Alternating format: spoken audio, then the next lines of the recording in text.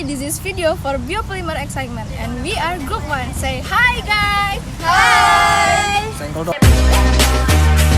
can we not talk about family when family's all that we got? Coba tebak aku lagi ada di mana? Ada yang tahu gak sih? Kita lagi ada di Universitas Riau loh. Universitas Riau adalah perguruan tinggi negeri yang ada di Pekanbaru, Riau. Universitas Riau berdiri pada tanggal 1 Oktober 1962. Universitas Riau lebih dikenal dengan sebutan UNRI.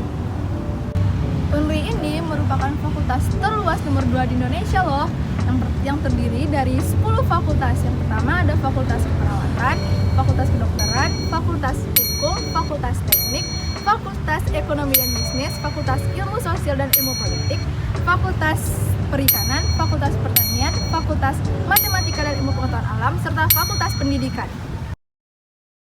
Raise a cup up for all my day ones. 2 middle fingers for the haters. Life's only getting greater. Straight up from nothing we go. Higher than the highest skyscraper. No little league we major. The proof is in the paper. We put the good in the good in the good life. We put the good in the good in the good life. We put the bad in the past, now we alright. Hey Lani, I got you. Yeah. Halo, kenalin nama aku Syifa Kurniaryandi, biasanya dipanggil Syifa. Halo, kenalin nama aku Dwi Zara Reditya, aku biasa dipanggil Mia. Halo guys, my name is Apriani Syafitri and you can call me Apri. Hai, nama saya Jessi Elmiati, biasa dipanggil Jessi. Hai, saya Hamdan Yazid Putra, biasa dipanggil Dani. Kami merupakan mahasiswa dari Fakultas Teknik dengan program studi D3 Teknologi Pap dan Kertas. Program studi ini berdiri pada tahun 2018 di naungan Teknik Kimia. Program studi ini didirikan melalui kerjasama dengan Tanoto Foundation, PT Riau Andalas Pulp and Paper dengan Universitas Riau. Gedung Teknologi Pap dan Kertas ini memiliki fasilitas yang baik untuk menunjang aktivitas belajar dan mengajar. Fasilitas yang terdiri dari Gedung Teknologi Pap dan Kertas ini terdiri dari 6 kelas, 7 laboratorium, 2 ruang pertemuan, dan terdapat ruang ibadah. Sesuai namanya, teknologi pulp dan kertas mempelajari tentang proses pembuatan pulp dan kertas, di mana kami juga merawat bibit pohon secara baik dan secara khusus agar mendapatkan pohon yang baik dan berkualitas tinggi, di mana kemudian pohon tersebut akan dijadikan bahan dasar pulp kraft dan isoprene pulp, kemudian diturunkan kembali menjadi produk biopolimer.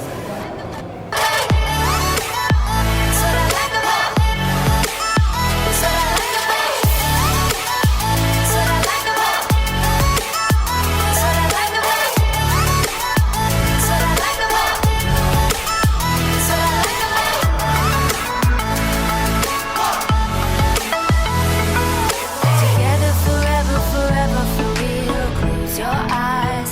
We will forget what we know. Just jump in and let's go for a ride. Nah, jadi kali ini kami mau ngajak teman-teman semuanya untuk mengetahui lebih dalam tentang apa itu biopolimer dan turunannya. Stay tune! Tahu nggak sih apa itu biopolimer? Gak tahu, gak tahu. Mau tahu? Subscribe dan like dulu ya. Terima kasih. Nah, jadi biopolimer adalah polimer yang berasal dari alam. Untuk lebih lanjutnya, biopolimer ini merupakan biodegradable alami yang terakumulasikan oleh mikroorganisme. Indonesia dikenal dengan alam yang luas. Sebagian besar dari Indonesia terdiri dari pepohonan, sehingga Indonesia ini dijuluki sebagai paru-paru dunia. Setiap pepohonan itu memiliki komponen kimia, dan salah satunya adalah selulosa. What is cellulose? Selulosa merupakan senyawa organik dengan rumus C6H10O5N yang merupakan polisakarida yang terdiri dari beberapa unit rantai linier yang terdiri dari beberapa unit hingga ribuan unit di glukosa. Selulosa merupakan sifat polimer organik dengan ketersediaan paling melimpah di bumi. Saking melimpahnya kandungan selulosa ini, kandungan selulosa yang terdapat pada kapas itu mencapai sekitar 90%, dan pada kayu biasa itu mencapai 40-50%, hingga pada rami kering pun terdapat kandungan selulosa sebesar 57%. Selulosa ini biasanya digunakan sebagai bahan pembuatan kertas, pakaian, bangunan, tekstil, hingga material yang dapat diperbarui. Sifat selulosa berbeda dari polisakarida lainnya dalam sifat-sifatnya. Sifat unik selulosa disebabkan karena strukturnya yang unik. Selain itu, sifat tersebut juga bergantung pada jumlah glukosa yang ada pada selulosa. Sifat selulosa tersebut diantaranya 1. Dapat terdegradasi oleh hidrolisa, oksidasi, fotokimia, maupun secara mekanis sehingga berat molekulnya menurun. Yang kedua, tidak terlarut dalam air maupun pelarut organik, tetapi larut dalam larutan alkali. Yang ketiga, dalam keadaan kering, selulosa bersifat higroskopis, keras, dan rapuh. Keempat, selulosa dalam kristal mempunyai kekuatan lebih baik jika dibandingkan dengan bentuk amorfnya. Selulosa adalah molekul yang tidak bercabang. Rantai polimerik glukosa diatur dalam satu pola linier, tidak seperti pati atau glukogen. Rantai ini tidak mengalami lilitan, pembentukan, atau percabangan. Sebaliknya, rantai-rantai ini disusun sejajar dengan satu sama lain. Contoh serat selulosa yaitu kapas, rayon, rami, linen, katun, sisal, dan lain-lain. Yap, pohon memiliki banyak manfaat. Salah satu pemanfaatan pohon itu adalah bahan dasar pembuatan dissolving pulp. Hah, dissolving pulp? Nggak pernah denger tuh. Dissolving pulp tuh apa sih?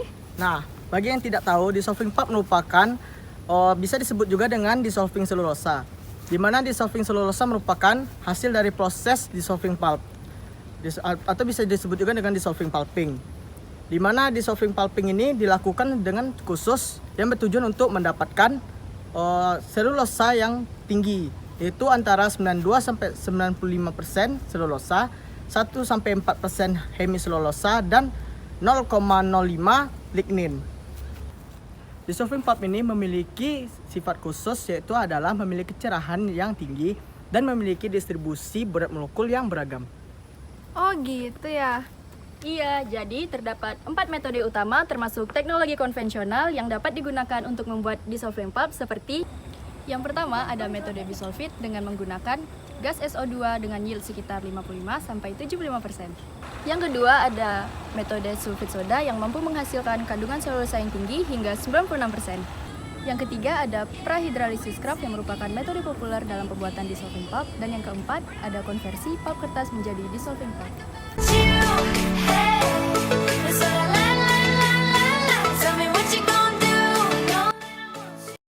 Hai, ketemu lagi nih. Jadi kali ini aku mau kasih tahu kamu semuanya tentang viscose rayon. Gak usah jauh-jauh deh, pakaian yang kita pakai sekarang aja tuh banyak terbuat dari viscose rayon loh.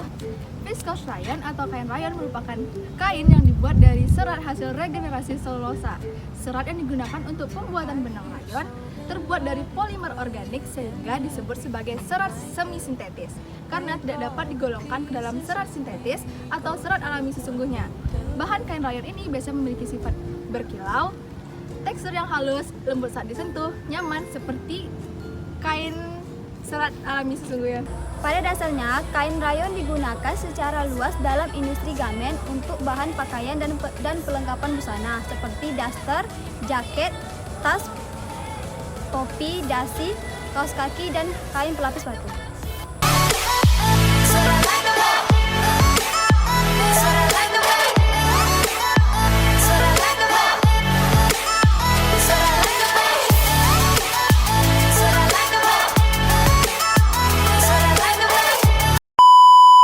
Oke, kita lanjut ke materi selanjutnya ya. Penasaran? Tonton sampai habis karena ada banyak pengetahuan baru yang bisa kamu dapetin. Fiber also plays an important role in the process of making yarn. Benang adalah sebuah serat yang panjang digunakan untuk membuat tekstil, penjahitan, crocheting, knitting, penenunan, dan pembuat tambang. Benang dapat dibuat dari serat sintetik dan beragam fiber. Benang komersial lebih sering dibuat menggunakan serat sintetis atau sebuah kombinasi dari serat sintetis dan alami. Benang berfungsi untuk membentuk jahitan menyatukan bagian-bagian benang. Benang dapat dikelompokkan berdasarkan serat, penjepitan, dan ukurannya. Berdasarkan serat, benang dapat terbuat dari satu jenis serat tunggal, yaitu seperti katon, rayon, sutra, nilon, polyester, atau karet. Then, the next biopolymer derivative is woven and non-woven product. Woven dan non-woven adalah dua jenis material yang paling sering digunakan dalam banyak pekerjaan proyek saat ini. Meskipun berasal dari bahan yang sama yaitu serat polyester, keduanya nyatanya memiliki karakteristik dan fungsi yang berbeda satu sama lain. Woven adalah produk biopolimer yang ditenun, sedangkan non-woven adalah produk biopolimer yang tidak ditenun. To be clear, let's learn more about the difference between woven and non-woven. Woven is made from natural fiber and many woven is made from organic ingredients. Meanwhile, non-woven is made unnatural fiber, meaning it is made from polyester, acrylic, and regenerative fiber. Nah, kemudian dalam pembuatan benang ada 4 metode pemintalan benang. Yang pertama itu ada ring yarn spinning process dan double yarn spinning process.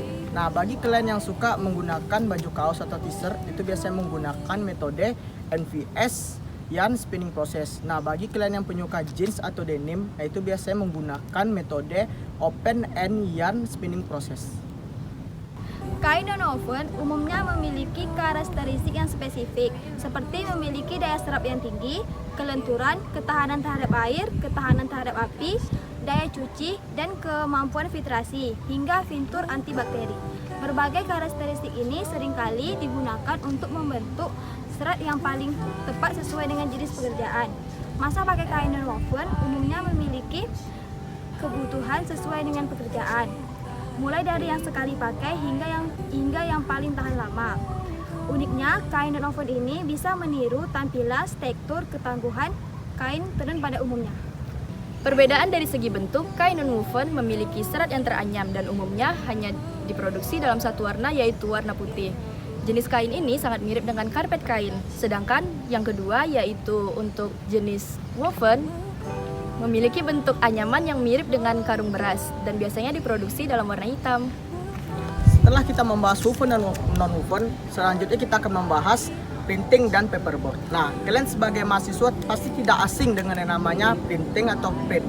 Nah, sebelum itu mari kita membahas paperboard terlebih dahulu. Paperboard merupakan sebuah kertas yang memiliki ketebalan lebih tebal daripada kertas lainnya.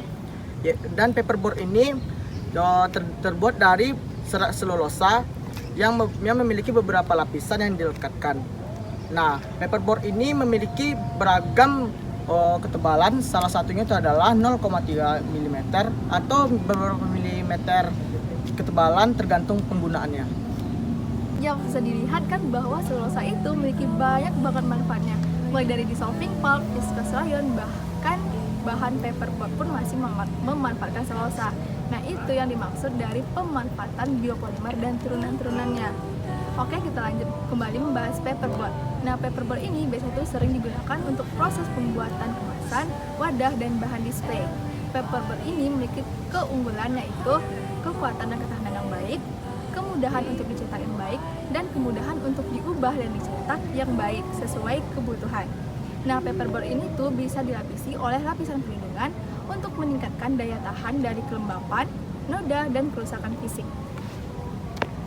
Ada beberapa jenis printing. Yang pertama ada jenis refilling printing, yakni merupakan suatu proses teknik cetak yang menggunakan cetakan berupa plat dari karet.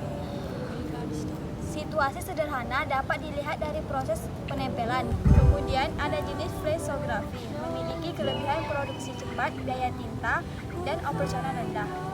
Peralatan pencetakan ramah lingkungan dan mesin printing dengan kombinasi yang banyak.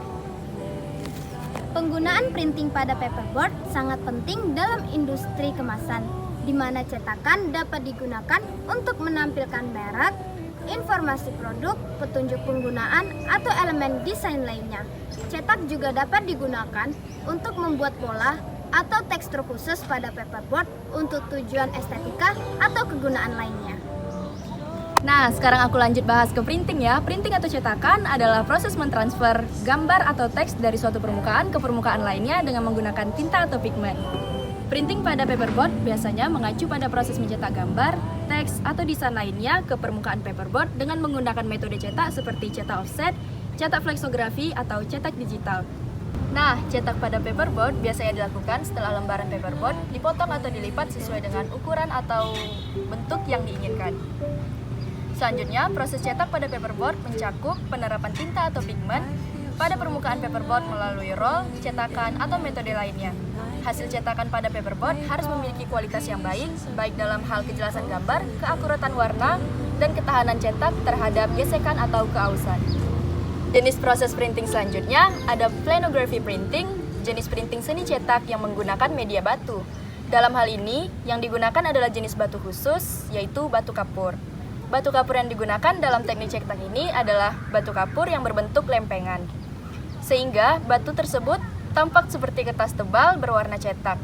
Seniman menggunakan batu kapur karena jenis batu ini dapat menghisap tinta. Nah, selanjutnya itu adalah proses printing grafur. Selain proses printing relief, terdapat juga proses printing grafur, di mana pada metode ini melibatkan pengukiran pada sebuah plat film. Dan kemudian plat film tersebut berjalan membawa gambar dan dicetak pada sebuah mesin berputar.